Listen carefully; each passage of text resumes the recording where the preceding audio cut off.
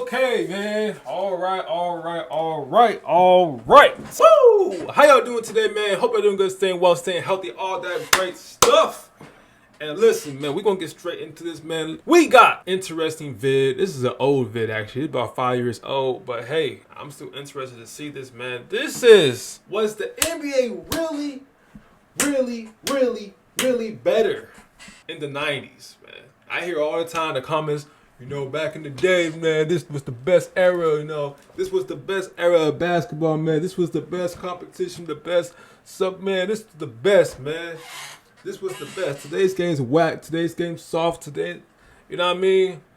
I hear from the people from the 1930s, 40s, 60s, in the Wilt Chamberlain era. Man, that was the best era, man. Y'all missing out, man. This was the best era. I feel sorry for those who wasn't born to watch this era. Listen, I got love for all eras, man. I got love for this era, 90s era, 60s era. It don't matter to me, man. I love basketball, and I'm gonna love the next era, because that's just how passionate I am. Like, me personally, I'm just that passionate of the game. It's crazy. But are you sure about that? Be sure to drop a like. You know what I mean? There's a lot of help to the channel with the algorithm, helping the channel grow, all that stuff. And yeah, man, let's get right into the video, bro. You know what I mean? 3, 2, 1. Let's get it, man. What's up, NBA fans? Dom2K on the mic, and it is finally time to have that great debate that I've all but been avoiding having on this channel. Word. I'm excited to talk about it, but I know people feel very, very strongly about it. And this came out 2016. Shout out Dom2K, by the way. Original link will be in the description. But I figured it would still be relative, you know what I mean? Because it's still talking about 90s, so. And that is whether A, are we really in a weak era in the NBA right now? And B, is the 90s actually better than today? This is a pretty common conversation that pops up amongst NBA fans, That's and facts. Generally people feel three strong ways about it. You'll either hear the person say A, the 90s is definitely better than today and that there's no competition. B, you'll hear some fans say that today's players are more athletic and the game has changed and become more skilled. And then C, you have the people that say it's just straight up silly to compare eras, so there's no point in even doing it. Now, to an extent, no matter what perspective you're looking from, all three of them have some valid points with what they're saying. That's facts. I thought today I would write some down on a paper and just kind of go through them, comparing or just looking at the 90s and the modern era to see where we end up. So we're currently at the end of the year 2016, and this one season in particular people thought was going to be extremely boring because we had Kevin Durant join the 73-9 Warriors, and people were ready to pack up the season basically, before August and training camp and all that happened. But if you've been paying attention, this has actually been a pretty exciting and encouraging season. And one of these encouraging factors I found is actually fighting against the stereotype of this era. Now, each time you compare the 90s and the modern era, one of the first things that comes up is today there's no real big man. We've been saying it for a while. The game is becoming positionless. There's no centers. That's true. And people use that and say, well, the 90s was so much better because you had Hakeem, you had Karl Malone, you had David Robinson. It was the golden age of big men, and virtually, a team doesn't even really have to have a center today. However, if you've been paying attention to this season, big men are actually making a comeback, and not in the way people thought it would be, and it's gonna. That is facts. You know what I mean? Last season, who won MVP? Jokic, center. You know what I mean? Joel Embiid doing his thing. But I am glad to see, the bigs showing that dominance factor again. You know what I mean?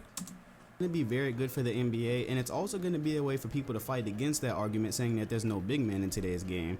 So some names I would immediately rattle off are Kristaps Porzingis, Karl Anthony Towns, DeMarcus Cousins. That's why we got also Anthony Davis as well. So Hassan Whiteside. And Karl Anthony Towns doing his thing too. Yeah. Trust the process himself, Joel Embiid. Now, if you haven't been taking the time to watch these guys because they're not in winning situations, you're really robbing yourself of a very big development in the NBA because they're setting the tone for what the new age of centers and power forwards is really going to look like. Word. I think the most recent example I can point to closest to this video is the other night. This man Whiteside just snagged that joint. Gonna look like. I think the most recent example I can point to closest to this video is the other night I saw a highlight where Kristaps Porzingis, mind you he's about 7 feet tall if not more, he was handling the ball like an actual guard. I saw a couple crossovers under the leg and a jump shot.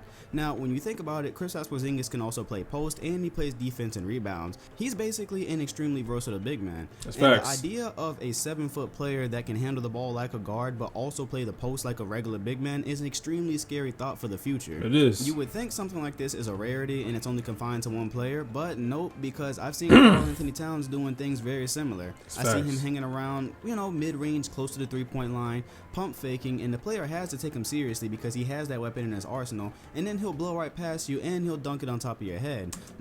Like think about it, man. Would you rather just have a center who could rebound and shot block and that's it, and have a hook, a jump hook, or would you rather have someone like this, man? Kristaps Porzingis type of players, Karl Anthony Towns type of players. They could do it all. In my opinion, that's just how I see it. You know what I mean? Now they should definitely still have the shot blocking, like the shot blocking and the rebounding should be like a mandatory thing. You know what I mean? I don't think you could be a center and not have those attributes and have all these other attributes. That should be the first two things. But if they're really skilled at those things, then I don't see nothing wrong. Also being able to shoot the three.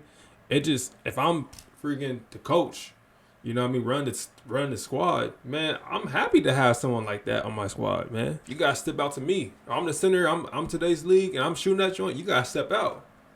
And you step out, I'm going to blow past you. So, it's like a pick or poison type of thing, But not only that, but this guy also plays great defense and rebounds as well, and he has post moves. This is just becoming the norm for what a superstar big man is going to look like in the future. Word. And don't even get me started on Joel Embiid, who is putting up some pretty beast averages and some beautiful physical play, all on minute restrictions. Ultimately, these guys are setting the tone for what it might mean to be a big man in the very near future. And if you're telling me that the future center or power forward is a guy who shoots three-pointers, handles the ball like a guard, can play post, can rebound, and play defense, it's going to be very hard to say that the NBA doesn't have big men anymore. Will you guys say that they're better than Hakeem Olajuwon and David Robinson and all these guys? I wouldn't say that. You're not going to say it right now, and who knows if you'll say it in the future. But my point here is one of the biggest knocks against the modern era is already losing steam. That's so tough. My bad, Dom. I'm just looking at it. That's a tough move. But my point here is one of the biggest knocks against the modern era is already losing steam because, as you can see, things are heating up down low. See, people like Hakeem Olajuwon, I could definitely see hanging in this league. You know what I mean? In today's league. Because he had a shot on him, footwork impeccable. In my opinion, top three. As far as center, I think he's the best center with footwork. Number one dude. As far as like overall position, point guard to the center role, I think he's top three. So I think people like him back then would definitely hang and perhaps dominate in today's league because that stuff will work on anybody. You know what I mean? It don't matter what era it is. But yeah. So I want to move to the next part of the debate. Now, this is a part that spawns from arguments that normally happen over LeBron James. What really happens is a LeBron fan tries to say he's better than, X player from the 90s or he's the greatest of all time, and then the other fan comes back and says, no, that's not possible because LeBron James plays in a weak era. And I'm not a LeBron fan, never will be, and I actually hated him as a kid. That's a fun fact. Don't hate him now, but, that's besides the point. Word. The funny thing is, I look down all these players, ones that have recently retired and the players we have right now, and I don't think you guys notice how many potential all-time greats we have in this era. I think history is really going to be kind to the time when we had LeBron James and Kobe Bryant in the league at the same exact time, who are easily two of the NBA's greatest players to ever touch a basketball. With Kevin Durant, you talking about scorers, bro. Carmelo Anthony, he's top 10 all-time scoring list. Like these Stephen Curry, number one most threes in the NBA, all-time history. The scorers in this league is insane, bro. But then you think about even the players right now who might end up all-time greats like Steph Curry, Kevin Durant, Russell Westbrook, Anthony Davis, easily LeBron James. Carmelo Anthony's going to be an all-time great. Kawhi Leonard is on that road. Chris Paul, Dwayne Wade, James Harden, George Lillard, and Wall. They're young players, but they all have a chance to reach that status. And then we just lost Kevin Garnett and Duncan, who are players, and we're going to lose Dirk soon. Those are all players that LeBron James competed against. Now, think about some of the names you just heard me say. Does Weak and Dirk Nowitzki go together, or Weak and Tim Duncan and Anthony Davis and Russell Westbrook? Does that really sound weak to you? Here's the thing. I think that there's more confusion because of the way the talent is distributed around the league. So it seems like we have three types of teams today. We have the super teams who are basically shoo-ins for the finals. Then we have the teams that have one superstar or all-star player but no great supporting cast. And then we have the teams that have awesome supporting cast without the star player that they need. And because of this, we end up with a lot of meaningless games throughout the season. And I think that's one reason that people say the 90s was better. Because back in the 90s, of course, you had your bad teams, but you probably saw less of the matchups that people just did not care to see.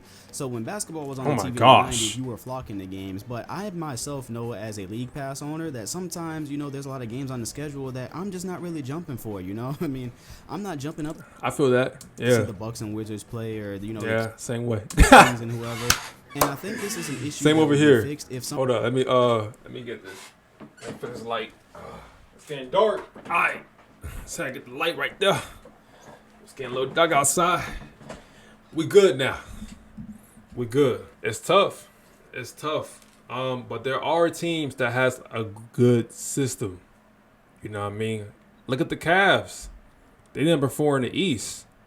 You know what I mean? They don't got no, star, like a superstar. No, they don't got that. Like, Darius Garland doing his thing. Jarrett Allen doing his thing. Like, it's all just a team thing. You know what I mean? Golden State Warriors are doing phenomenal. Phoenix Suns are doing phenomenal. So I think it also plays with the system of the team. When Andrew Wiggins was on the Timberwolves system was just not good. They didn't develop Andrew, the way the system was working, did not develop Andrew Wiggins into a great player at that time. But now that Andrew Wiggins is in the Golden State Warriors, he's developed to that great player. So I think the system of the team also plays a role in that too, than just the stars. You know what I mean? New York Knicks, they always have players that's good enough to get a team to the playoffs, even to the conference finals. But because of I feel like the system, it's just. They don't make the playoffs like that, man. They made the playoffs last season, but that was some it. Of these stars Got out had first a round. Supporting cast. So if I felt like John Wall had a great team worth watching, I'd be all over his games. But because he doesn't, he's basically, I feel like if I'm watching the Wizards game, I'm only going there for John Wall, and maybe that's what people feel like is missing from the 90s. I feel that. Now let's go ahead and jump into some of the nitty-gritty stuff because these are the most popular arguments. So as soon as you talk about the 90s, yeah, see, this is what I agree with. You know what I mean? I agree the fact that this era is for sure the least physical era. And if you're going to compare this era to other eras, this era is the softest era compared to all the other eras because of the fouls, man. I've been saying this for my past other videos and other videos I reacted to. But, bro, if this era had the skill level that players have, man, the athleticism, the skill level, all these type of things, bro. If they didn't have, bro, if you give the way how physical the 90s were, the 90s physicality or the 80s physicality, and add that to today's game, oh my gosh, I will be loving basketball. I still love basketball, but I'll be loving basketball that much more. You know what I mean? I still watch today's game because to me, in my personal opinion, I still love today's game. You know what I mean? That's just me. But I would love today's game even more if they added the 90s and 80s physicality to this, bro. Imagine Kyrie Irving and Stephen Curry going at it. Hardly any fouls, and they just going at it, bro. In my opinion, I've been seeing the best basketball ball ever. When I play basketball, I don't call fouls. That's just not me. I just don't call fouls. If I have to call a foul, then that's a bad shot from my end.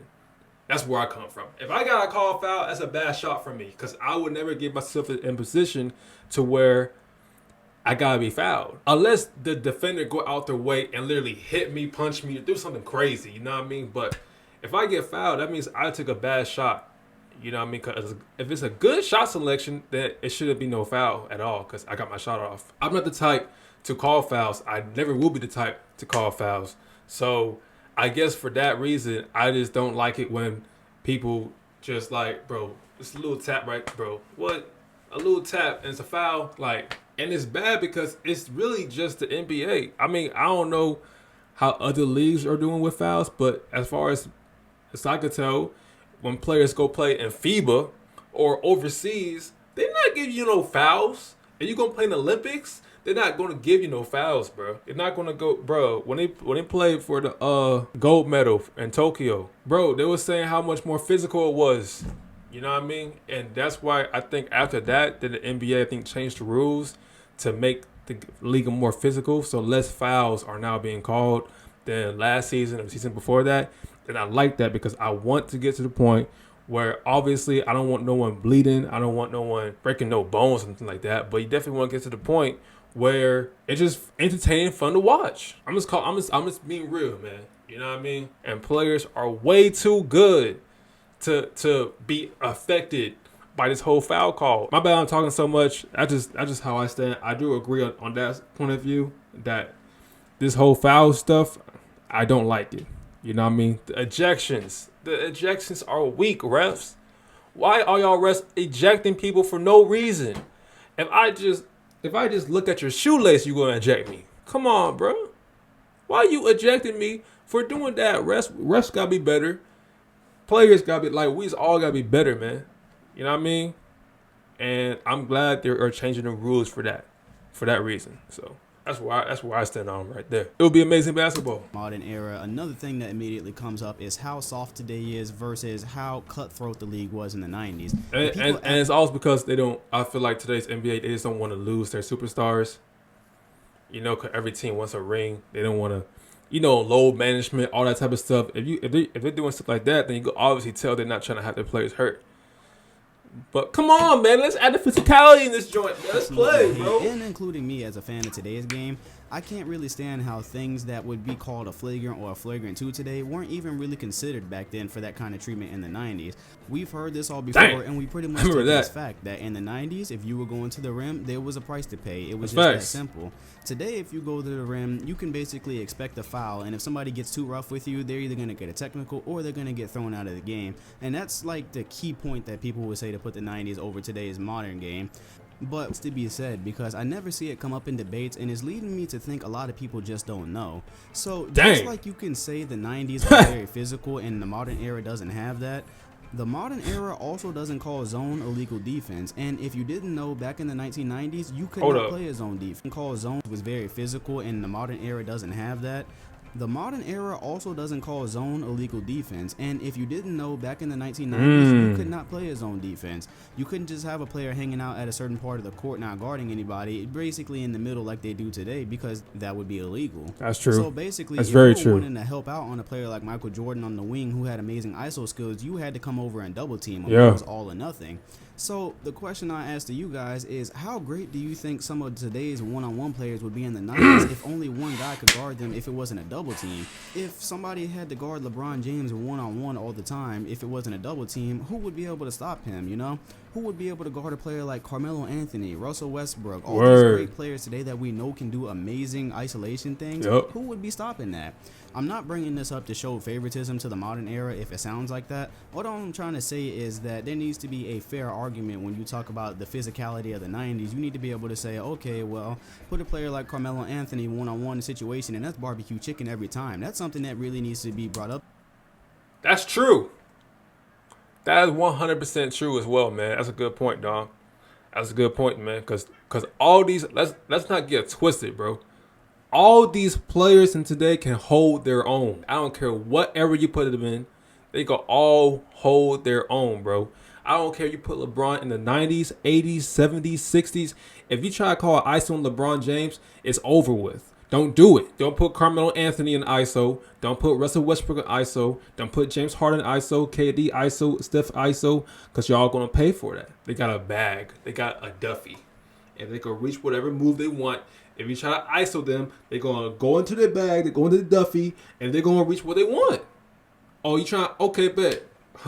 Hezzy goes, like, they can do whatever they want. Misdirections, whatever they want, man. That's a good point, too. If you're talking about physicality, but I totally agree that getting to the rim definitely was a lot harder. Hand checking would make it harder for some of today's players. It goes both ways, so the argument needs to be had there. It doesn't need to just go one way like it does now. Something that's definitely missing today is rivalries, and that's a very strong point is a fact. For the 90s, and that's also a pretty strong point for saying that this era isn't that good, because the closest that we've really gotten to a rivalry all these years is LeBron James versus whatever teams come out of the West, or the Warriors and Clippers was kind of a rivalry before Kevin Durant got there. That was heating up a little bit, but we don't have those extreme rivalries like the Bulls and Knicks, and we don't have a player like Reggie Miller screaming at Spike Lee on the sideline. And that's a great point. We really don't. We really don't. Even today's Lakers Celtics rivalries, it's not at all like You know what I mean? Like, it's only there because of the history of it. It's not there because you feel it. Like when you're going against today, if you're the Lakers and you're going against the Celtics, you don't really feel that animosity, that rivalry intensity, like how you would feel it in the '90s. Like, you know, that like, man, I hate that team.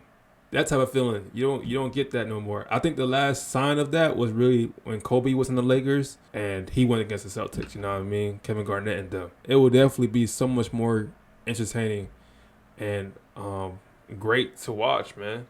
Cause that's gonna bring out the best out of everybody when you got a rival.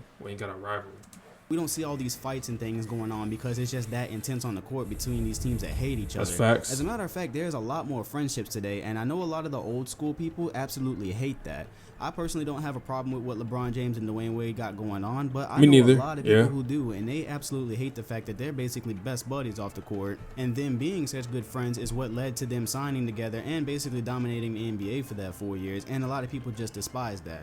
So this is something I'm totally on board with, and the NBA could definitely step up here because today we don't really have that many rivalries. I mean, the Warriors and Cavaliers, I guess, is kind of a rivalry, but even when we get those kind of matchups today, there's not hatred there, you know, because there was hatred in that Celtics-Lakers rivalry. There was definitely respect. There was love between Larry Bird and Magic Johnson, but these guys were out here beating each other's asses at points, you know, and that's not something that just existed in the Celtics-Lakers rivalry. You know, you can look all through the 90s and see, you know, these players really did not like each other when they were on the court, and that's something that I can't even say I've experienced because, that doesn't happen today. That's facts, and you know, there's no like he said, there's a level of respect. There's still sportsmanship, you know, but when you're in between those lines, bro, there's no friends on the court. You know what I mean? And compared to how you would see it back then to how you see it today, it do seem like we got some friends in the court, man. I ain't gonna cat. You know what I mean? It don't look like how it used to. Now, another knock we have on the modern era is that a lot of people love to say that the game has practically devolved into players chucking three-pointers all game. And I did a little bit of research just so I could show you guys the contrast because it is pretty amazing when you see it laid out. So I looked at the 1998 season because that was one of the last seasons of the 90s. Oh, let me get my Inspector Gadgets on right quick. These numbers a little too small for me to see without my glasses now. Alrighty. Okay. What we got here? The full seasons anyways because the lockout came after that, and I wanted to compare that to what we have right now, and it is pretty crazy. In 1998, the average amount of three-pointers a team was taking was 12.7. Today, that number has skyrocketed to 26.5 threes a game, and that's for this season right now. That's crazy. But check this out. That's not even the biggest contrast. So, the team averaging the least amount of threes today in the NBA is the Chicago Bulls, and they're currently averaging 20.3 three-pointers a game. Now, you contrast that to 1998, the Houston Rockets led the league in three-pointers attempted, and they were at 20.4. That means the team in first place back then for three-point attempts is now in last place for today's NBA. So if that doesn't show you the difference in how the game has changed, I have no clue what will. It's funny because actually the Houston Rockets today are leading the NBA in three-pointers attempted at 37.2. So they was. Yeah, that's pretty crazy. They was. So now the Houston Rockets are looking pretty sorry. And Pistons. Yeah, man, Detroit.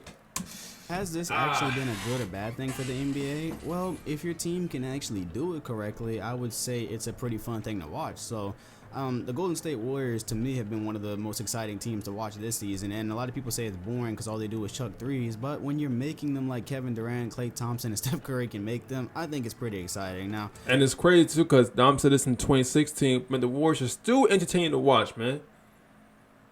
And that's without, and Klay's out, KD obviously in the Brooklyn Nets. You know what I mean? It is crazy talking about this 5 years later.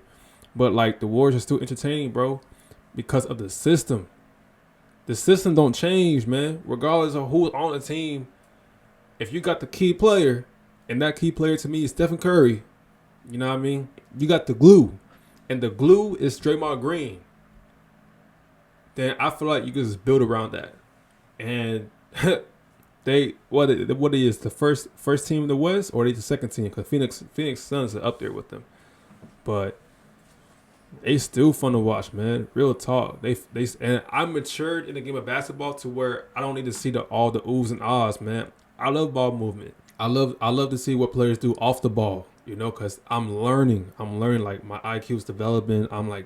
I'm learning so much more than just seeing like a crossover and a dunk. You know what I mean? I'm looking at the little things. So the Warriors are really good at doing those little things. That goes unseen. So That's just me, but I can definitely see if you prefer the 90s game that was a bit different than throwing up 37 threes a game. And I think this directly pours into the next part of the debate because a lot of people say that, back in the 90s and earlier decades, a lot of the players were more fundamentally sound, as where today you just have a lot of athletic players who aren't as smart. They just don't play basketball as well as a team. And that is actually a pretty valid point. You got a team like the Clippers today who can throw lobs, they can jump out of the gym, they can basically jump higher than any team in the NBA. However, they haven't even gotten out of the second round yet, as opposed to a team like the Spurs who play old school basketball, and that's why a lot of people today don't like to watch them. However, they're always in contention, and I've actually made a video about that. So there's that whole argument about athleticism versus fundamentals. And, some of the players in the 90s, like Michael Jordan or Clyde Drexler, they had athleticism and fundamentals. So, there's a debate there. And I'm going to end this on a bit of my gosh, they jumping like crazy out the gym, man. Goodness. And, some of the players in the 90s, like Michael Jordan or Clyde Drexler, they had athleticism and fundamentals. So, there's a debate there.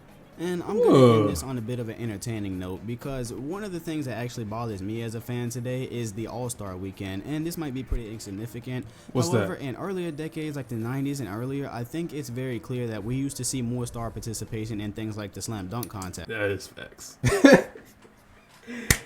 Ain't no stars trying to participate in the dunk contest, man. You really always get the rookies. To be honest with you, you get the rookies or the people that's been in the league for the first 3 to 4 years, even like the second year. Like there hardly be people like stars, trying to be in that joint. But I get a feel why they don't either. But it just be something fun, something to see, something that's fun. Now, I give Zach LaVine and Aaron Gordon props. They are single-handedly bringing back the excitement that we all once felt. However, one thing people miss about the old days is that the best players used to compete in that type of stuff. So you saw Michael Jordan in the dunk contest with Dominique Wilkins. You saw them going against each other. Larry Bird in a three-point contest. But we've had dunk contests like the one that was down here in Orlando in 2012 where I think Jeremy Evans won that. And, I think a casual fan doesn't even know who Jeremy Evans is. And it would be awesome to have players like LeBron James, who we wanted to see in the dunk. And I think another thing too is like I'm not against other people that probably people hasn't heard of in the dunk contest because that's their way of getting their name out there, man. That's their way of getting known in the league. That's their way of it, man. I didn't know who Spencer Dinwiddie was until the skills challenge. I forgot what year that was when he did the skills challenge. Was it 2017 when he did it? But when he did that, bro, ever since then I kept my eye on it, and bro. Like now, man, you know what I mean? Like obviously he's way more known than just a guy who participated in the skills challenge. You know what I mean? He's a bucket. Yeah. So I'm like, it's tough because I'm also for that. Like people having the chance to get, known in the league when taking part in these all-star events. But I still love to see the freaking stars go at the dunk contest, man. Especially with the creativity that we have today compared to the 90s, bro. Yeah. Dunk contest for a very long time. Actually go out there and participate because the point of All-Star Weekend is it's All-Star Weekend. We want to see the faces of the NBA out there. All-Star. It would be pretty awesome to actually get the best in the All-Star. That type of stuff. You know what I mean? Used to, and that's something that people also bring up is that, and that's been a knock on LeBron James forever, is that he never actually participated in that. And we finally come to the end of this debate. Now, if you want to know where I stand, I definitely don't think this is a weak era. I hate when people call this a weak era because I look at all the great players we have today, and that's a direct disrespect to players like James Harden and Russell Westbrook. When we see how great players like these are, and we just call these weak, there's too many great players in the NBA for me to call it weak right now. It is, and these are really, really good players, man. Super skilled players. So it is disrespect to James Harden, Russell Westbrook, Kevin Durant, Stephen Curry, LeBron, all these stars, man. Kawhi Leonard, Paul George, Chris Paul. It's disrespectful, man, because we are putting an asterisk. Basically what it is that people are putting an asterisk to their accomplishments and putting an asterisk to what they've been doing. And that's not fair.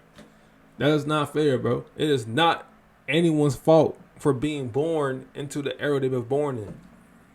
Can't control that, man.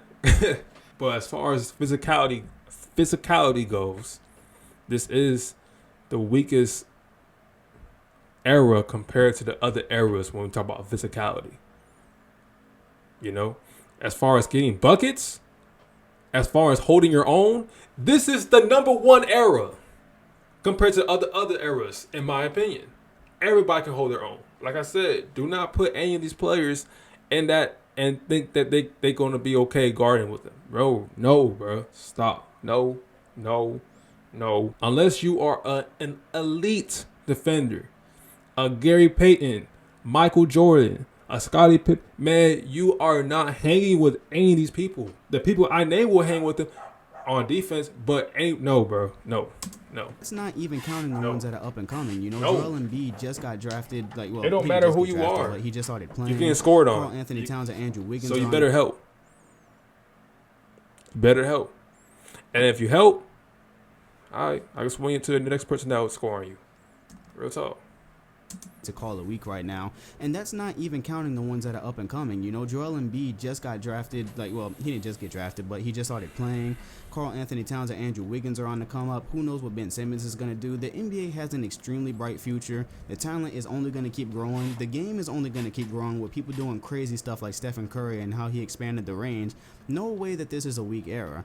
However, was the 90s better? Well, the 90s definitely had a lot of things better about it. I mean, when I played this video back, I think I'm going to find that I said a lot of things nicer about the 90s than I did about the modern era. So I expect the comments on this one to be flames, because this generally brings out the passion in NBA fans, especially the older ones, you know, when they start comparing eras, and a lot of you are just going to say it's silly and it should never be done. Whatever you have to say, I want to hear it, because I think this should be pretty interesting. You know, no matter what you think, if you think the 90s was better or you think today is better, whatever, I think you should just appreciate what we have now, because the NBA is not going backwards. You know, we've lost Kobe Bryant, Tim Duncan, Kevin Garnett, you know, losing Dirk Nowitzki and Vince Carter. Kobe, man. Just appreciate these guys, because Russell Westbrook, James Harden, Kevin Durant, you know, Curry, all these guys, LeBron James, they're going to be exactly where Kobe was last season at a certain point. Then you're going to be stuck saying how much you love to watch him play and you miss him and all that good stuff. Yes, so, bro. Regardless of what you think, remember to appreciate the game that we all love. Facts. I hope you enjoyed the video. I'm Dom2K. Like, comment, and sub if you did enjoy it, and I'll see you guys next time. Great video, man. Great video. Even this is 5 years later, it's still a great video. Man, people barking, man. Hold up. But yeah, man, great video. Shout out Dom2K for his vid. Man, but that is a fact, bro. There's gonna be a point in time. A lot of people gonna be complaining about Stephen Curry, LeBron, all these people. It's gonna be a time where they're not in the league no more, man. And y'all gonna miss them. I'm gonna miss them. Everyone's gonna miss them, man. You know, nothing lasts forever. And that's why I'm appreciating today's, bro. Think about this, man. My fault. LeBron is in his 19th season. Think about that. He's not gonna be in the league for long, y'all. There's gonna be a time where it's gonna be no more LeBron James in the league, man. You're not gonna see LeBron James in the league. We're not gonna see James Harden, Kevin Durant. All these people I'm naming are above 30 years old. Above 30, 31 years old. Not too many years left, man. Appreciating what they're doing. Appreciating what they've done to the game. And what they're going to do with the game, bro. That's where I come from.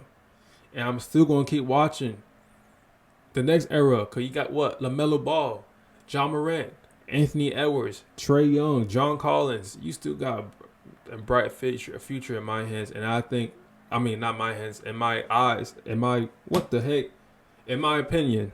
I'm trying to find a word. I'm just saying stuff. And as LeBron, I think the person to really handle the league, you know, is Giannis. You know, Jokic, Luka. I love basketball, and that's just not because I'm just a viewer at basketball, because I hoop too, and I just love the creativity of how players get buckets, because I add that to my game and how I get buckets. So I'm always gonna keep learning. I'm always gonna keep loving the game. I'm always gonna keep watching the game. I don't care what era it is. My little brother, who's 9 years old, loves the game of basketball. And he's going to love his generation of basketball. He's going to love his era. And that's, to me, 100% okay. That's beautiful to me, man. Because people these days are still in love with the game. And that's what it should be about, man. This was a good video. I really enjoyed this vid right here. I really enjoyed it. So clap it up for that, man. Shout out Dom2K for this vid. Original link, again, will be in the description. This is a long vid, too. I got a lot of editing to do. But it was a whole lot of pausing. My fault. For all the pausing. I wanted to talk a lot about this. But yeah, man. Shout out to all the eras of basketball, man. From the Bill Russell era, Jerry West era,